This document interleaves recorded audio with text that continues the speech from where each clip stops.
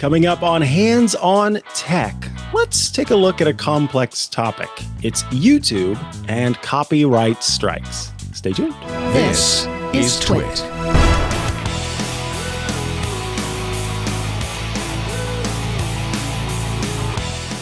Hello and welcome to Hands on Tech. I am Micah Sargent, and today we are taking a look at an interesting question from one of our listeners.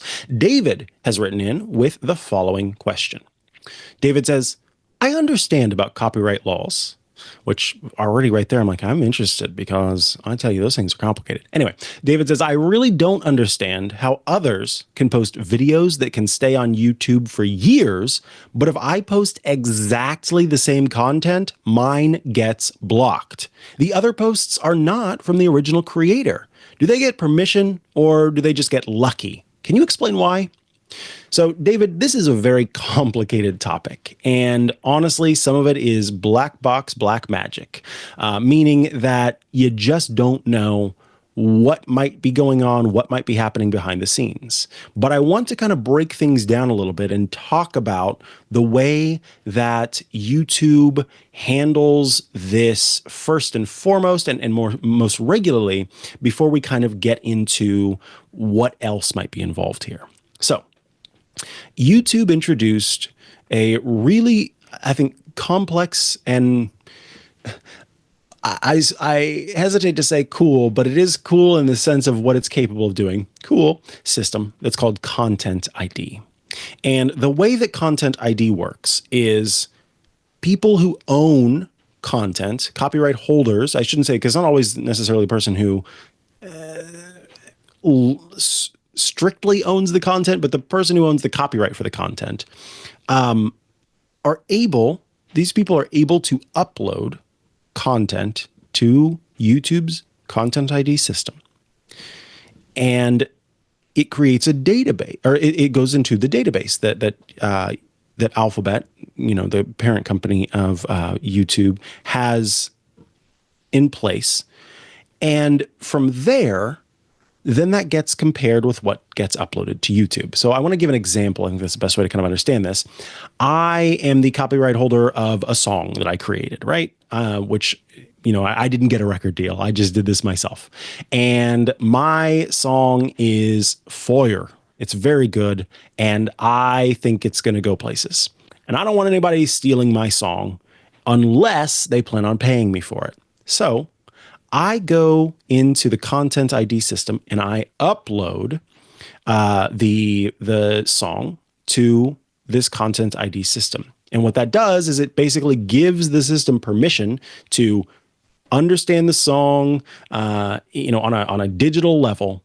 And then anytime a new video gets uploaded to YouTube, then YouTube, as part of the sort of ingestion process, is going to see if the numbers, essentially, that the data that make up the YouTube file I've just uploaded compares to anything in that Content ID database. And sometimes this happens immediately. Sometimes it happens over time. If something's been up for a while and then somebody uploads a new bit to Content ID, obviously it's going to take a while before it gets through the whole, because you're constantly having to scan everything and see if it matches, right?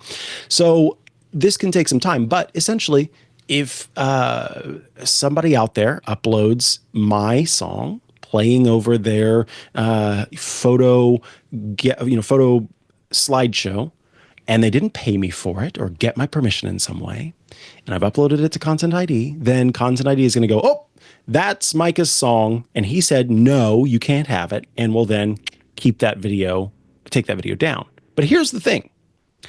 Depending on the copyright holder and what decision they make regarding the content, this may play out in different ways, because a copyright holder has the option to say, I don't want the video to be taken down. What I want is the video can stay up, but if there are ads that are being run on that video, then I get the money for that ad, for that video. Or If the person has uploaded it and they've done it without monetizing, meaning it's just there, but there's no, there aren't ads turned on, I can say, if it's got my song in it, you need to turn on ads and I'm going to get paid for it. So you can say, don't let that video be viewed. You can say, run ads on it, or if there are ads running on it, that's my money. Or you can do something as simple as say, you know what? I'd just like to see myself, what is the viewership of this video? Because maybe, you know, the person that uploaded it with their photo slideshow of their dogs is popularizing my song. So in that case, I just want to know how many people are viewing it. And then maybe I can make the choice later to monetize it. But again, this is an automated process. And consider the fact that it's not just, you know, once I add this song to Content ID, it's not just new stuff that people add to YouTube that needs to be scanned to see if it is being stolen, right? To this day, I still get emails from Instagram telling me that one of the songs that one of the videos that I have on Instagram is being either taken down or is being demonetized or whatever it happens to be in different locations because someone uploaded to Content ID and said, this is mine, and nobody can have it. So think about the sort of constant churn that's taking place there, David, and why something that has been up for a long time maybe just isn't getting around to getting that churn yet to be scanned to say, oh, this is using copyrighted content. So that is one of the main reasons why. Sometimes you say they post exactly the same content. David, unless you have access to their original file and your original file, there's no way to know that it is truly exact. And when it comes to Content ID matching, that's important because it turns out there have been ways to circumvent the system.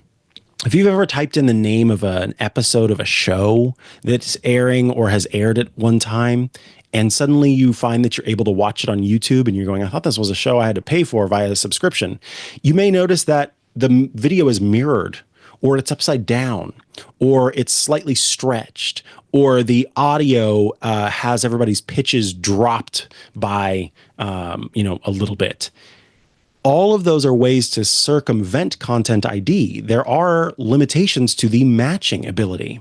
So if somebody is altering it in some way, that could be why. So David, you may be uploading the original version of an ACD song as a background track for whatever it is that you've uploaded, but the other person has done so and they've adjusted things by 2 semitones and they have added in, a blip every now and then. And all of that could be reasons why Content ID is not able to identify it.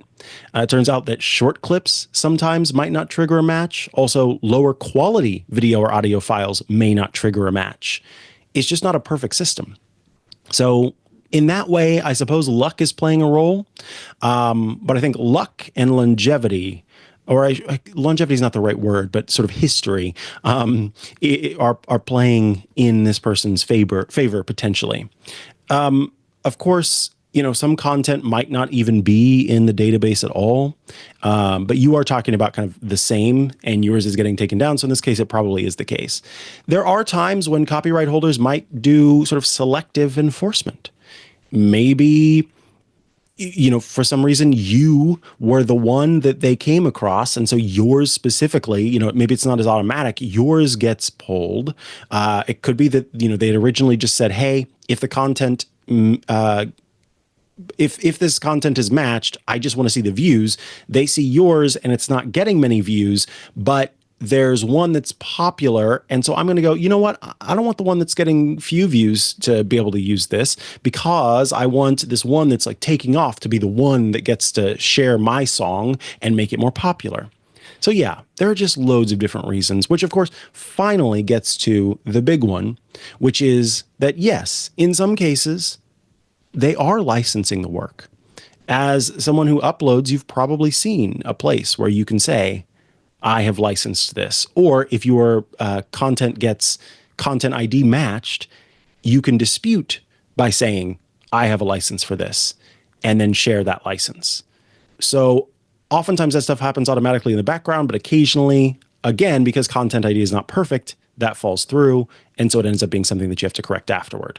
So yeah, David, I'm afraid to say that it's very hard to know exactly what's going on, but literally any of those many things I just talked about could be the reason why this specific video got through and yours did not. And you may feel like all of yours are getting blocked. Again, it could be that you are just, maybe it's that they're lucky. Maybe it's that you are unlucky. And so Content ID is quickly spotting your video as a copy. And that is where I recommend looking elsewhere for, stuff that you can use. Creative Commons stuff is a great option, or royalty-free content. There are loads of ways to be able to post stuff on YouTube and other sharing platforms without running into the issue of it being taken away from you.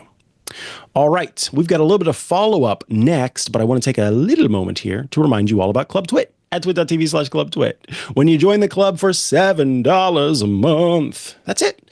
You get access to our ad-free content. Yes, all of our shows ad-free, just for you.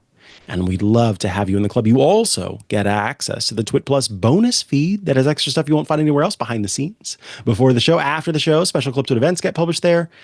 And that means that you're going to gain a huge back catalog of stuff you get to download and check out that you may not have heard about even. So that part's really exciting. It's got like a grab bag, right? And then, of course, access to the members-only Discord server. A fun place to go to chat with your fellow Club Twit members and also those of us here at Twit. We are offering a 2-week free trial. So now's the time to join the club. Check it out, see if it's for you. And then from there, become a member for just $7 a month. Thank you to our Club Twit members, and thank you to our future Club Twit members. We appreciate it. All right.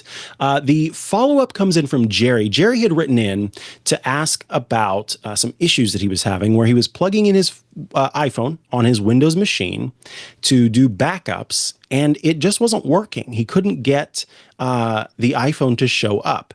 And I had mentioned that depending on what set of software Jerry had installed on his Windows machine, it may cause iTunes to cease functioning on Windows because Apple is trying to move away from the iTunes app on Windows and move to kind of purpose-built apps for different functionality. So Jerry said this: "Thanks for answering my question. Much appreciated. I should have mentioned I had Apple devices installed as well." So to be clear, Apple devices is the program on Windows that gives you the ability to do the sort of backup and device management of Apple devices.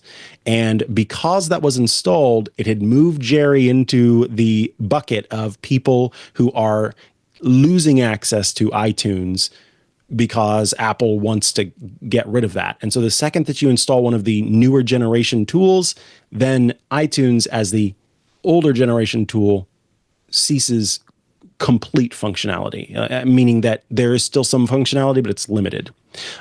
Jerry says, "I didn't know that Apple devices basically took over iTunes if both were installed." So that's what I was just talking about.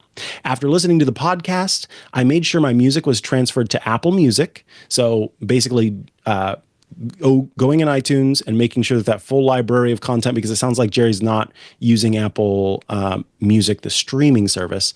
And so taking, his files from iTunes, popping them into Apple Music or making sure that they're actually showing up there is the case. And then he says, "And then I uninstalled iTunes. Besides backing up to iCloud, I like to back up to my XPS, and I couldn't with iTunes any longer after devices was installed. After backing up to my laptop via Apple devices, I uninstalled iTunes. All is well." So yes, there's a reminder to those of you on Windows who are trying to manage their Apple devices.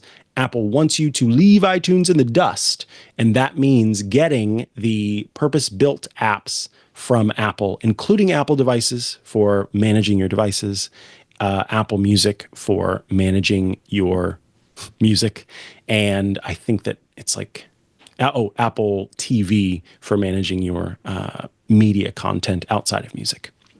Once you've done that, you're living the future, baby. And that's what you want. So thank you, Jerry. And thank you to all of you for tuning into this week's episode of Hands on Tech. We appreciate it. I'll be back next week with more.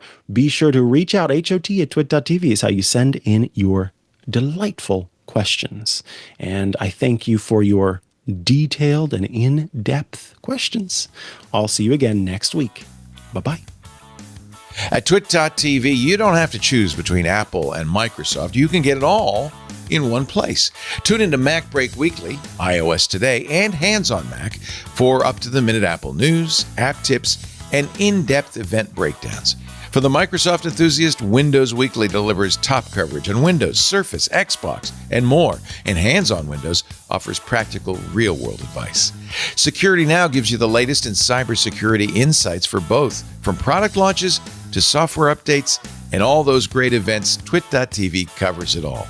Discover the best of both worlds at twit.tv. Subscribe today.